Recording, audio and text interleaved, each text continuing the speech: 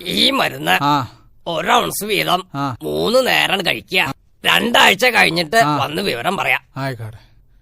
പിന്നെ ഈ മരുന്നിന്റെ ഫലം കിട്ടണമെങ്കില് മത്സ്യമാംസാദികൾ പൂർണ്ണമായും വർജിക്കുക. എന്ത്? ഇറച്ചി മീനും വർജിക്കണം. എന്നും വർജിക്കണോ? പൂർണ്ണമായിട്ടാണ് വർജിക്കണം. എന്താ ചൊറേനൊക്കെ നിങ്ങള് ചാണകം ചവിട്ടി അതിന് നടക്കണേ? മുട്ടുംകാലിനൊരു വേദന, നടക്കാൻ വയ്യ, വൈദ്യരെ കാണിച്ചു വരിക.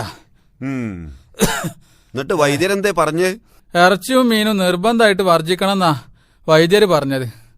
അതിനെന്താ വർജിക്കണം? അനക്കിപ്പോ അത് പറയാ. എന്നും ഇറച്ചും മീനും വർജിക്കാൻ എവിടെ പൈസ? മകന് ഗൾഫിന്ന് അയച്ചു തരണത് വീട്ടിലത്തെ ചെലവിന് തന്നെ കഴിയണില്ല.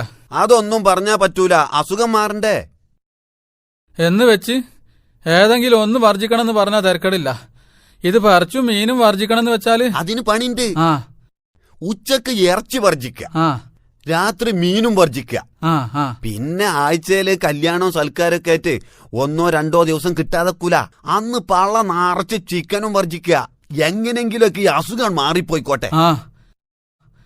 ഏതായാലും ഗൾഫിക്കൊന്ന് വിളിച്ചു പറയാ, ഈ മാസം പൈസ കുറച്ച് അധികം അയക്കാന്. എന്റെ കയ്യിൽ ആകെ 100 ഉറുപ്പ്യ ഉള്ളത് വൈദ്യർക്കും കൊടുത്തേ. കടം വാങ്ങി വർജിക്കാനൊന്നും എന്നെ കൊണ്ടാവൂല.